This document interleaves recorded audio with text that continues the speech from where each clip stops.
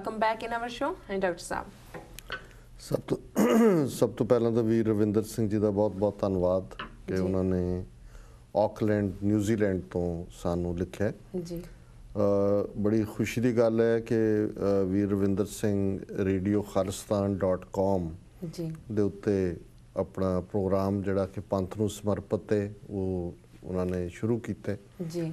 ਔਰ ਜਿਵੇਂ ਉਹਨਾਂ ਨੇ ਕਿਹਾ ਕਿ ਉਹਦੇ ਤੇ ਖਾਲਿਸਤਾਨੀ ਮਿਊਜ਼ਿਕ ਔਰ ਖਾਲਿਸਤਾਨੀ ਸਪੀਚਸ ਜੀ ਇਸ ਨੂੰ ਉਹ ਪਹਿਲ ਦਿੰਦੇ ਨੇ।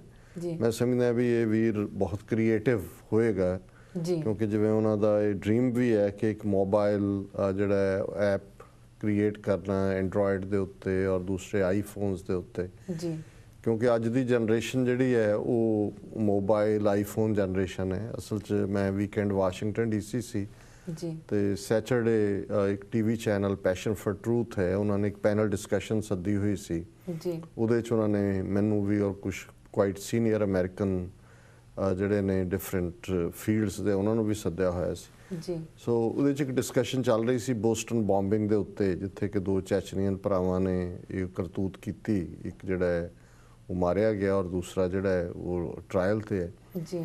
ਔਰ ਉਹਦੇ 'ਚ ਇੱਕ ਡਿਸਕਸ਼ਨ ਦਾ ਪੁਆਇੰਟ ਸੀ ਕਿ ਵੀ ਅਮਰੀਕਨ ਸੁਸਾਇਟੀ ਇੰਨੀ ਇੰਡੀਵਿਜੂਅਲਿਸਟਿਕ ਹੋ ਗਈ ਹੈ ਕਿ ਵੀ ਨੇਬਰਹੁੱਡ ਬਾਰੇ ਪਤਾ ਹੀ ਨਹੀਂ ਹੁੰਦਾ ਵੀ ਕੌਣ ਕਿੱਥੇ ਕੀ ਰਹਿ ਰਿਹਾ ਜੀ। ਉਸ ਘਟਨਾ ਦੇ ਨਾਲ ਵੀ ਚੈਚਨੀਆ ਵਾਲੀ ਵੀ ਜੋੜੀ ਹੋਈ ਸੀ ਪਲੱਸ ਇੱਕ ਹੋਰ ਓਹਾਇਓ ਕਲੀਵਲੈਂਡ 'ਚ ਜਿੱਥੇ ਕਿ ਇੱਕ ਪੋਰਟੋ ਰੀਕਨ ਨੇ 3 ਲੜਕੀਆਂ ਨੂੰ ਜਿਨ੍ਹਾਂ ਦੀ ਉਮਰ 18 ਤੋਂ 20-22 ਸਾਲ ਦੀ ਸੀ ਪਿਛਲੇ 4 ਸਾਲ ਤੋਂ ਬੰਦੀ ਬਣਾ ਕੇ ਰੱਖਿਆ ਹੋਇਆ ਸੀ ਔਰ ਉਹਨਾਂ 'ਚੋਂ ਇੱਕ ਛੋਟੀ ਬੱਚੀ ਨੂੰ ਲੈ ਕੇ ਉਹ ਪਾਰਕ 'ਚ ਵੀ ਜਾਂਦਾ ਸੀ ਉਸੇ ਨੇਬਰਹੁੱਡ 'ਚ ਹੀ ਰਹਿੰਦਾ ਸੀ ਉਹ ਪੋਰਟੋ ਰੀਕੋ ਦੇ ਹੀ ਲੋਕ ਨੇ ਔਰ ਉਹਨਾਂ ਨੇ ਕਿਹਾ ਵੀ 3 ਕੁੜੀਆਂ ਜਿਨ੍ਹਾਂ ਨੂੰ ਕਿ 3-4 ਸਾਲ ਤੋਂ ਰੱਖਿਆ ਹੋਇਆ ਹੈ ਇਹ ਕਿਵੇਂ ਹੋ ਸਕਦਾ ਵੀ ਨੇਬਰਹੁੱਡ ਨੂੰ ਪਤਾ ਹੀ ਨਹੀਂ ਕਿ ਉੱਥੇ ਕੀ ਹੋ ਰਿਹਾ ਅੰਦਰ ਵੀ ਜਾਂ ਤਾਂ ਇਹ ਇੰਨੀ ਸੁਸਾਇਟੀ ਇੰਡੀਵਿਜੂਅਲਿਸਟਿਕ ਹੋ ਗਈ ਹੈ ਕਿ ਕਿਸੇ ਨਾਲ ਕੋਈ ਖਬਰਸਾਰ ਕੋਈ ਹੁੰਦਾ ਹੀ ਨਹੀਂ ਜੀ। ਤੇ ਮੈਂ ਉਹਦੇ 'ਚ ਜਦੋਂ ਉਸ ਪੈਨਲ ਡਿਸਕਸ਼ਨ 'ਚ ਮੇਰੀ ਵਾਰੀ ਆਈ ਤੇ ਮੈਂ ਉਹਦੇ 'ਚ ਉਹਨਾਂ ਨੂੰ ਕਿਹਾ ਮੈਂ ਕਿਹਾ ਜੀ ਗੱਲ ਇਹ ਹੈ ਕਿ ਵੀ ਇੱਕ ਤਾਂ ਪਹਿਲਾਂ ਹੀ ਅਮਰੀਕਾ ਦਾ ਜਿਹੜਾ ਸਾਰਾ ਲਾਈਫ ਸਟਾਈਲ ਆ ਇੰਡੀਵਿਜੂਅਲਿਸਟਿਕ ਹੈ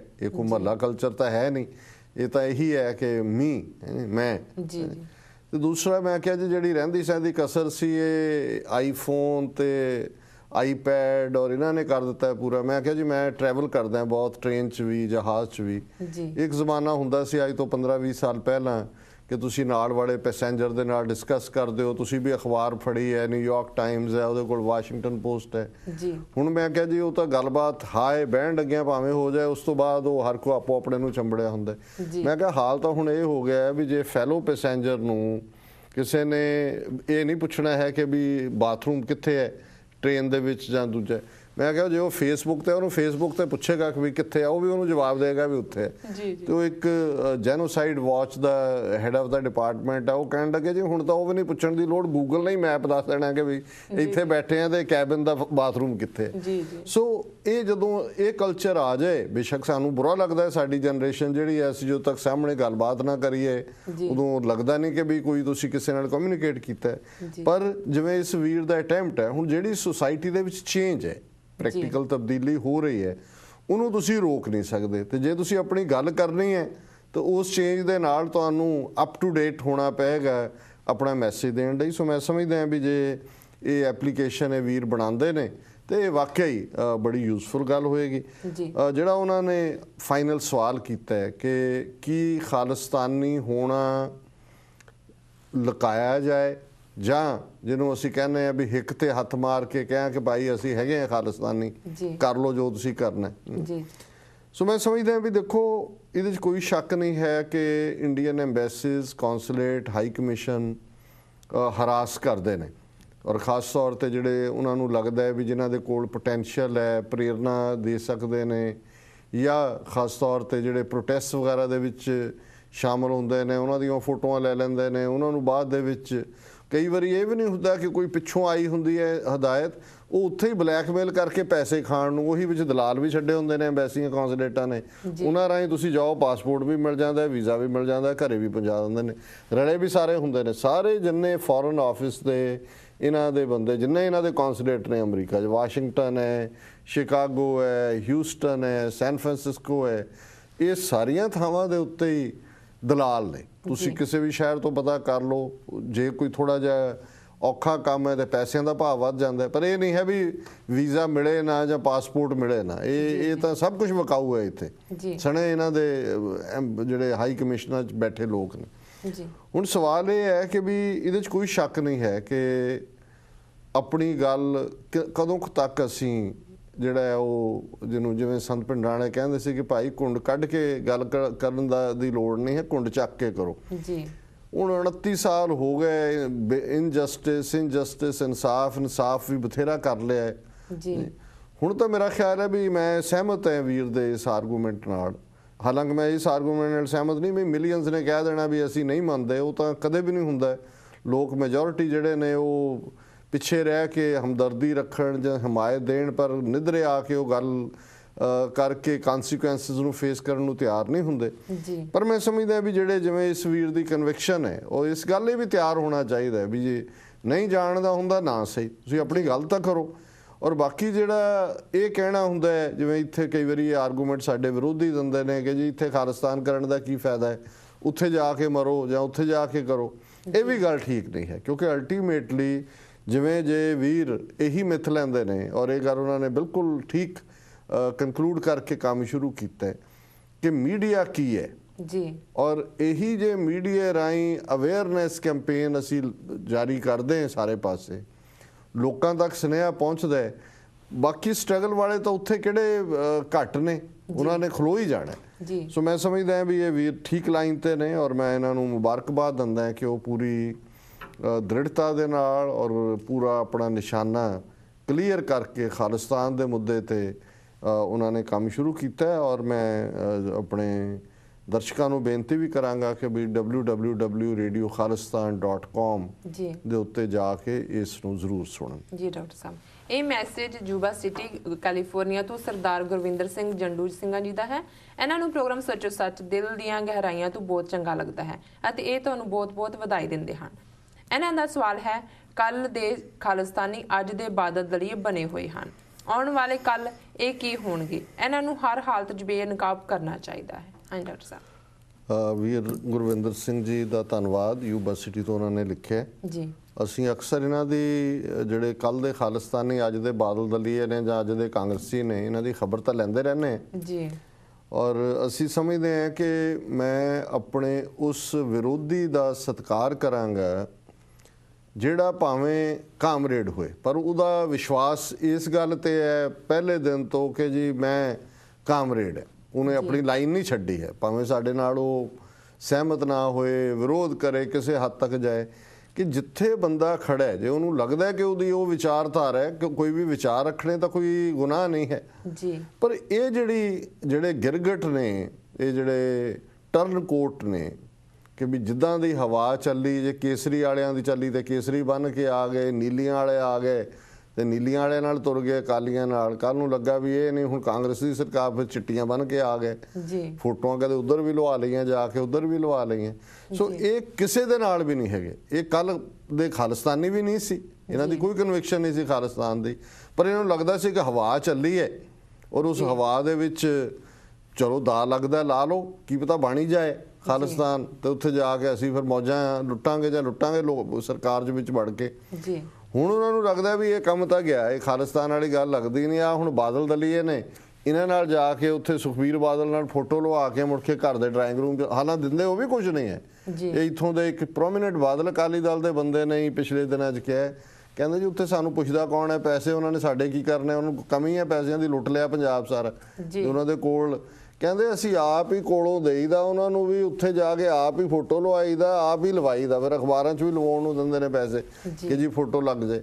ਸੋ ਇਹ ਬੜਾ ਘਟੀਆ ਜਿਹਾ ਕੰਮ ਹੈ, ਫੋਟੋ ਕਲਚਰ ਹੈ। ਇਹਨਾਂ ਦੀ ਕੋਈ ਕਨਵਿਕਸ਼ਨ ਨਹੀਂ ਹੈ। ਬਾਦਲ ਦਲੀਆਂ ਦੀ ਤਾਂ ਆਪਣੀ ਕੋਈ ਕਨਵਿਕਸ਼ਨ ਨਹੀਂ ਹੈ।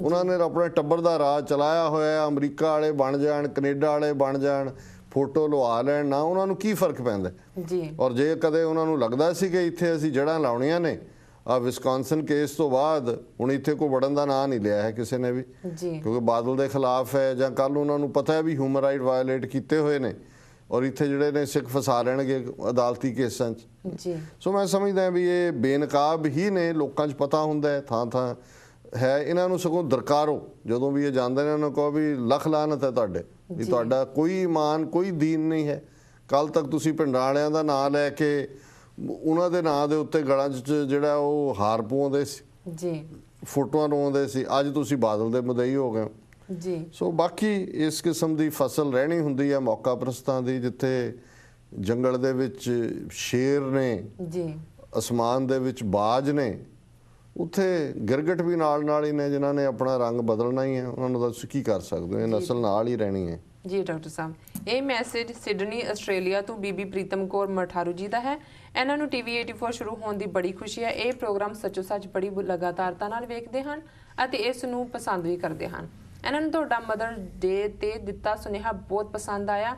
ਇਹਨਾਂ ਦਾ ਸਵਾਲ ਹੈ, ਗੁਰੂ ਸਾਹਿਬਾਨ ਨੇ ਤਾਂ ਸਾਨੂੰ ਅੰਮ੍ਰਿਤ ਦੀ ਦਾਤ ਬਖਸ਼ ਕੇ ਭਾਈ ਬਣਾਇਆ ਸੀ, ਪਰ ਅੱਜ ਤਾਂ ਅਸੀਂ ਅੰਮ੍ਰਿਤ ਵੀ ਵੰਡ ਲਏ ਹਨ ਕਿ ਕਿਸ ਨੇ ਕਿੱਥੋਂ ਅੰਮ੍ਰਿਤ ਛਕਿਆ ਹੈ। ਇਸ ਦੀ ਕੋਈ ਅਹਿਮੀਅਤ ਹੈ ਜਾਂ ਹਰ ਥਾਂ ਅੰਮ੍ਰਿਤ ਛਕਾਉਣ ਵਾਲੇ ਪੰਜਾਂ ਪਿਆਰਿਆਂ ਚੋਂ ਗੁਰੂ ਜੀ ਦਾ ਇੱਕ ਦੀਦਾਰ ਹੁੰਦੀ ਹੈ?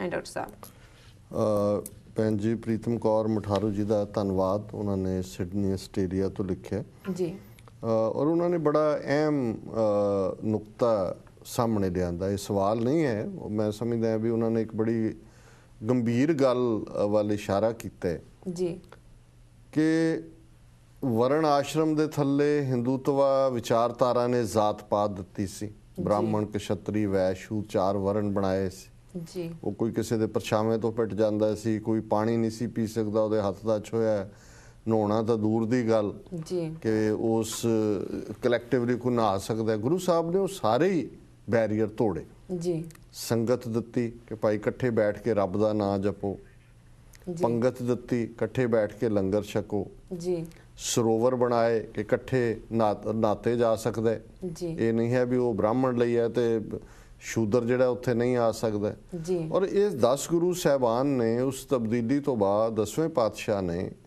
ਖੰਡੇ ਬਾਟੇ ਦਾ ਅੰਮ੍ਰਿਤ ਦਿੱਤਾ, ਉਸੇ ਬਾਟੇ ਨੂੰ ਮੂੰਹ ਲਵਾਇਆ ਔਰ ਇਹ ਹੁਕਮ ਕੀਤਾ ਕਿ ਤੁਹਾਡੀ ਕੁਲ ਨਾਸ, ਕਰਮ ਨਾਸ, ਵਰਣ ਨਾਸ, ਕਿਰਤ ਨਾਸ, ਭਰਮ ਨਾਸ, ਤੁਸੀਂ ਭਰਾ ਭਰਾਓ। ਇਸ ਲਈ ਭਾਈ ਦਾ ਜਿਹੜਾ ਲਕਬ ਹੈ ਉਹ ਦਾ ਮਤਲਬ ਹੈ ਭਰਾ, ਉਹ ਸਭ ਤੋਂ ਉੱਚਾ ਮੰਨਿਆ ਜਾਂਦਾ ਸੀ। ਜਦੋਂ ਕਿਸੇ ਨੂੰ ਬਹੁਤ ਸਤਿਕਾਰ ਦੇਣਾ ਹੁੰਦਾ ਹੈ ਅਸੀਂ ਭਾਈ ਸਾਹਿਬ ਕਰਕੇ ਉਸ ਨੂੰ ਸੰਬੋਧਨ ਕਰਦੇ। ਉਹਨੇ ਜਿਹੜੀ ਗੱਲ ਭੈਣ ਜੀ ਨੇ ਕਹੀ, ਕਿੰਨੀ ਬਦਕਿਸਮਤੀ ਹੈ। ਪਹਿਲਾਂ ਤਾਂ ਸਾਰੇ ਸਿੱਖਾਂ ਚੋਂ ਕਿੰਨੇ ਨੇ ਜਿਹੜੇ ਅੰਮ੍ਰਿਤ ਛਕਣ ਨੂੰ ਤਿਆਰ ਹੁੰਦੇ ਨੇ ਜੀ, ਜਿਨ੍ਹਾਂ ਨੇ ਅੰਮ੍ਰਿਤ ਛਕ ਲਿਆ ਸਿੰਘਾਂ ਜਾਂ ਸਿੰਘਣੀਆਂ ਨੇ, ਹੁਣ ਜੇ ਉਹ ਵੀ ਇੱਕ ਦੂਜੇ ਨੂੰ ਪੁੱਛਣ ਜੀ ਤੁਸੀਂ ਅੰਮ੍ਰਿਤ ਕਿੱਥੋਂ ਛਕਿਆ ਜੀ, ਹੁਣ ਉਹਨਾਂ ਨੂੰ ਇਹ ਹੋਏ ਕਿ ਜੀ ਇਹ ਦਮਦਮੀ ਟਕਸਾਲ ਦਾ ਅੰਮ੍ਰਿਤ ਹੈ ਕਿ ਅਖੰਡ ਕੀਰਤਨੀ ਜਥੇ ਦਾ ਹੈ ਕਿ ਅਕਾਲ ਤਖਤ ਸਾਹਿਬ ਦਾ ਹੈ ਕਿ ਬਾਬੇ ਦਾ, ਫਲਾਣੇ ਬਾਬੇ ਦਾ, ਢਿਮਕੇ ਬਾਬੇ ਦਾ, ਫਿਰ ਉਹਦੇ ਆਧਾਰ ਦੇ ਉੱਤੇ ਉਹ ਇੱਕ ਦੂਜੇ ਨੂੰ ਉੱਚਾ ਨੀਵਾਂ ਸਮਝਣ ਜਾਂ ਜਿਹੜਾ ਉਹਨਾਂ ਨੂੰ ਲੱਗਦਾ ਕਿ ਭਾਈ ਜਿਹਦੇ ਤੇ ਉਹਨਾਂ ਦਾ ਅਕੀਦਾ ਹੈ ਕਿ ਜੀ ਇਹ ਇਹੀ ਹੈ, ਬਾਕੀ ਤਾਂ ਨਹੀਂ ਜੀ, ਉਹ ਫਲਾਣੇ ਨੇ ਜਿਹੜਾ ਉਹ ਫਲਾਣੀ ਥਾਂ ਤੋਂ ਛਕਿਆ ਜੀ। ਸੋ ਇਹ ਤਾਂ ਉਸ ਬੇਸਿਕ ਸਪਿਰਿਟ ਨੂੰ ਹੀ ਕਿਲ ਕਰ ਦੇਣਾ ਹੈ ਜਿਹਦੇ ਉੱਤੇ ਬਰਾਬਰੀ ਦੀ ਗੱਲ ਔਰ ਗੁਰੂ ਦੀ ਬਖਸ਼ਿਸ਼, ਔਰ ਇਹ ਬਿਲਕੁਲ ਇਹਨਾਂ ਨੇ ਠੀਕ ਕਿਹਾ। ਔਰ ਇਹ ਗੱਲ ਭਾਈ ਸਾਹਿਬ ਰਣਧੀਰ ਸਿੰਘ ਹੋਰਾਂ ਨੇ ਜਿਹੜਾ ਆਪਣੀ ਲਿਖਤਾਂ ਦੇ ਵਿੱਚ ਲਿਖੀ ਹੈ ਕਿ ਵੀ ਉਹ ਕਹਿੰਦੇ ਨੇ ਵੀ ਇੱਕ ਸਟੇਜ ਤੇ ਮੈਂ ਵੀ ਸੋਚਦਾ ਸੀ ਕਿ ਵੀ 5 ਪਿਆਰੇ ਆਪਣੀ ਚੋਣ ਮੁਤਾਬਕ ਹੋਣ ਕਿ ਜਿਹੜੇ ਜਿਨ੍ਹਾਂ ਨੂੰ ਮੈਂ ਸਮਝਦਾ ਕਿ ਵੀ ਸੱਚੇ ਸੁੱਚੇ ਗੁਰਮੁਖ ਗੁਰਸਿੱਖ ਨੇ। ਫਿਰ ਉਹ ਕਹਿੰਦੇ ਵੀ ਨਹੀਂ, ਇਹ ਗੱਲ ਠੀਕ ਨਹੀਂ ਹੈ ਵੀ ਅਲਟੀਮੇਟਲੀ ਜਦੋਂ ਜਿਹੜੇ ਭਾਵੇਂ ਉਹ ਤੁਹਾਡੇ ਜਾਣੂ ਹੀ ਹੁੰਦੇ ਨੇ, ਜਿਹੜੇ ਪੰਜਾਂ 'ਚ ਹੁੰਦੇ ਨੇ, ਕੋਈ ਦੁਕਾਨ ਕਰਦਾ ਹੈ, ਕੋਈ ਟੈਕਸੀ ਚਲਾਉਂਦਾ ਹੈ, ਕੋਈ ਡਾਕਟਰ ਹੈ ਜਾਂ ਕੋਈ ਹੈ, ਪਰ ਜਦੋਂ ਉਹ ਪੰਜਾਂ ਦੇ ਰੂਪ 'ਚ ਤੁਸੀਂ ਉਹਨਾਂ ਸਾਹਮਣੇ ਪੇਸ਼ ਹੁੰਦੇ ਹੋ ਜਾਂ ਉਹ ਤੁਹਾਨੂੰ ਅੰਮ੍ਰਿਤ ਦੀ ਦਾਤ ਬਖਸ਼ਦੇ ਨੇ, ਉਹਨਾਂ 'ਚ ਉਹਨਾਂ ਦੇ ਨਾਵਾਂ ਦੀ ਹੋਂਦ ਨਹੀਂ ਰਹਿੰਦੀ। ਉਹ 5 ਗੁਰੂ ਦਾ ਰੂਪ ਹੁੰਦੇ ਨੇ। ਉਹ 5 ਪਿਆਰੇ ਅਕਾਲ ਤਖਤ ਸਾਹਿਬ ਤੇ ਹੋਣ, ਅਖੰਡ ਕੀਰਤਨੀ ਜਥੇ ਦੇ ਸਿੰਘਾਂ ਦੇ ਰੂਪ 'ਚ ਹੋਣ, ਦਮਦਮੀ ਟਕਸਾਲ ਦੇ ਹੋਣ, ਸਧਾਰਨ ਕਿਸੇ ਵੀ ਗੁਰੂ ਘਰ ਦੇ ਵਿੱਚ ਕੋਈ ਵੀ 5 ਪਿਆਰੇ ਅੰਮ੍ਰਿਤ ਸੰਚਾਰ ਕਰਨ, ਉਹਦੇ ਸ਼ਾਮਲ ਹੋਣ। ਸੋ ਅੰਮ੍ਰਿਤ ਤਾਂ ਗੁਰੂ ਦਾ, ਜਿਹੜੀਆਂ ਬਾਣੀਆਂ ਪੜ੍ਹੀਆਂ ਜਾਣੀਆਂ ਨੇ, ਗੁਰੂ ਦੇ ਲੜ ਲੱਗਣ ਦੀ ਗੱਲ ਹੈ।